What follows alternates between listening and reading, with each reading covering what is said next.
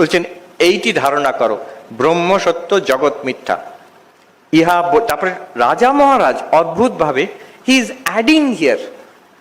ঠাকুরের কথা বলে ছেড়ে দিলে পারতেন, উনি নিজে আবার লিখছেন, ইহা বলিয়া চুপ করিয়া রহিলেন। কে চুপ করে রইল? ঠাকুর। ঠাকুর চুপ করিয়া রইলেন, মানে এর পরে আর কিচ্ছু বলার নেই। এইটা স্ট্রেস দিচ্ছেন স্বামী ব্রহ্মানন্দ, স্ট্রেস দিচ্ছেন। জাস্ট বাই দি ওয়ে, এটার একটা ইংলিশ ট্রান্সলেশন আছে, ওয়ার্ডস অফ দি মাস্টার, আর সেখানে মারাত্মক একটা ভুল হয়ে গেছে।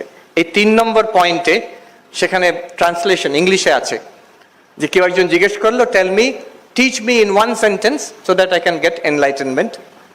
Shri Ramakrishna said, Brahman is real, the world is false, contemplate this, এটা ধারণা করো। তারপরে মারাত্মক ভুল হয়ে গেছে, ইংলিশে লেখা আছে contemplate this and keep quite.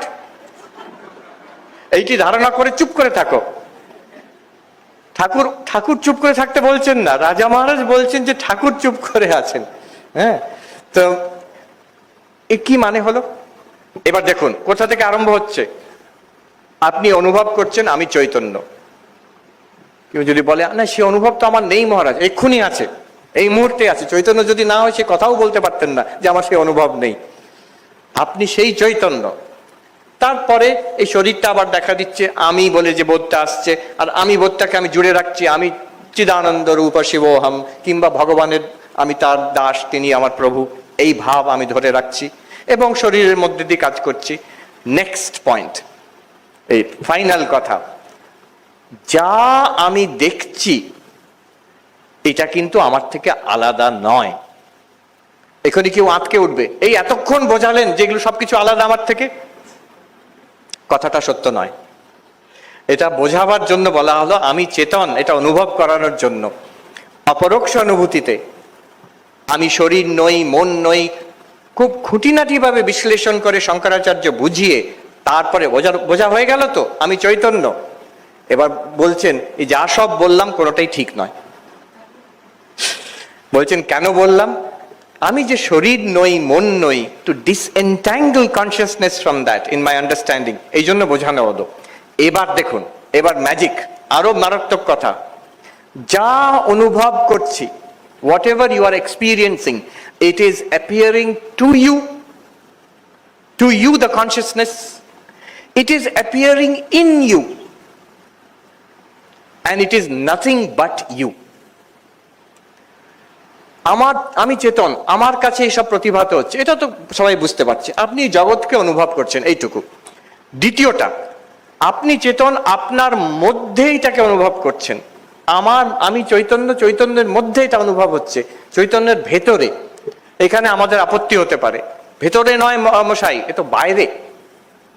বাইরে আছে, আমি এখান থেকে অনুভব করছি। এটা আমি অনেকবার বলেছি, উত্তরাখণ্ডের বেশ মজার ঘটনা। সাধুদের একজন সন্ন্যাসী মহারাজ বেদান্তের উপদেশ দিচ্ছেন, বলছেন তুম সর্বব্যাপী চৈতন্য হো, তুমি সর্বব্যাপী চৈতন্য। পেছন থেকে একজন অবজেকশন, রুকিয়ে মহাত্মা জি, একটু দাঁড়ান, मैं यहाँ हूं वहां नहीं हूं, सर्वव्यापी कैसे हूं?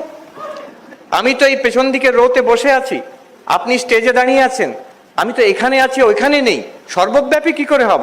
এই উদ্বোধনের একটা হলের একটা কোণে আমি বসে আছি, আপনি বলছেন সর্বব্যাপী, এইখানে আমি আছি ওইখানে নেই। তার জবাবে কি বললেন?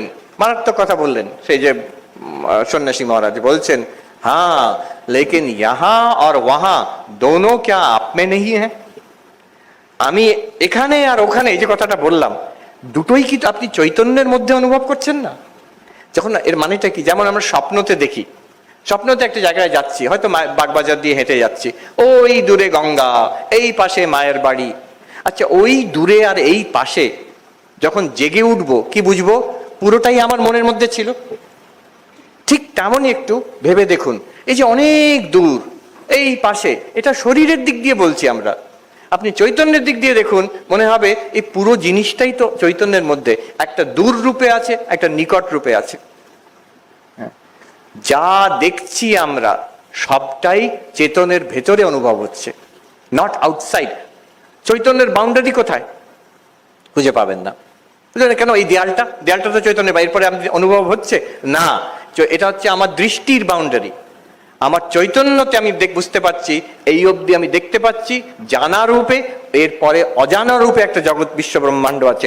দুটোই কিন্তু চৈতন্যের মধ্যে। ভেবে দেখুন, অ্যাজ নোন অ্যাজ আননোন,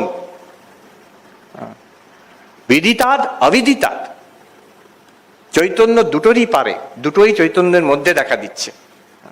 কিছুটা জানা, কিছুটা অজানা। বিশ্ব ব্রহ্মাণ্ড চৈতন্যের মধ্যে। যেটা চৈতন্যের মধ্যে দেখা দিচ্ছে সেটা চৈতন্য থেকে আলাদা হতে পারে না।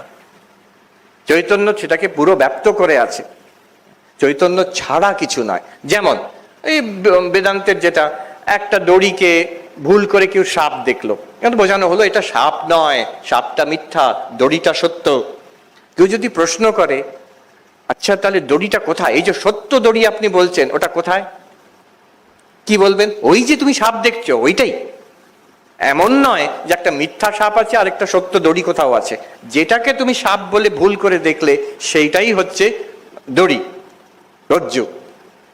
যেটাকে আমরা জগৎ বলে দেখছি সেটাই কিন্তু চৈতন্য ছাড়া কিছু নেই, সেটা আপনি। আপনি নিজেই নিজের দৃশ্য রূপে দেখছেন নিজেকে। এই সারা বিশ্ব ব্রহ্মাণ্ড চৈতন্যেরই প্রকাশ। চৈতন্য থেকে দ্বিতীয় বস্তু কিছু নয়, দ্বিতীয় বস্তু নয়, অদ্বৈত। এইখানে অদ্বৈত হয়ে গেল, চৈতন্য ছাড়া আর কিছু নেই। চৈতন্যের যে বস্তু রূপে দেখা দিচ্ছে, দ্রষ্টার যে দৃশ্য রূপে দেখা দিচ্ছে, সেই দৃশ্যটা কিন্তু দ্রষ্টার থেকে আলাদা নয়, এক বস্তু। এই এক বস্তু অহম ব্রহ্মাস্মি। কখন? ও ব্রহ্মজ্ঞান হওয়ার পরে, এখন তো নয় মহারাজ, এখন অনেক সমস্যা আছে। এখনই, চিরকালই, চয়েসলেসলি আমরা সবাই, all of us here in Thakur, Ma, Swamiji, শরৎ মহারাজ, আমরা সবাই সেই এক চৈতন্য, সচ্চিদানন্দ ব্রহ্ম এখনই আছে। ঠাকুরের কাছে আমি প্রার্থনা করি, রাজা মহারাজের কাছে, যারা এই নির্দেশ উপদেশ আমাদের জন্য রেখে গেছেন, এটা যাতে আমাদের জীবনে প্রতিফলিত হয়। আর একটা কথা না বলে আমি পারছি না, যেহেতু মায়ের বাড়িতে এসছি।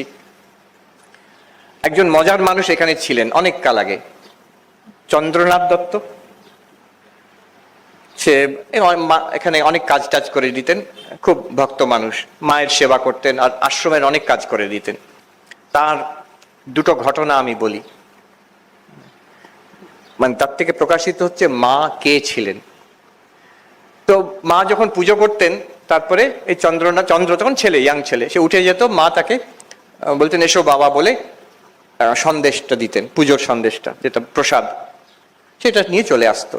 সাধুরা একবার মজা করে তার পেছনে লেগেছে, সুধীর মহারাজ ছিলেন, আরো একজন ছিলেন, বলছেন যে এই তুমি যাচ্ছ মার কাছে, প্রার্থনা করো, তিনি জগদম্বা, তিনি ব্রহ্মজ্ঞান দিতে পারেন, তুই সেই সন্দেশ নিয়ে চলে আসছো।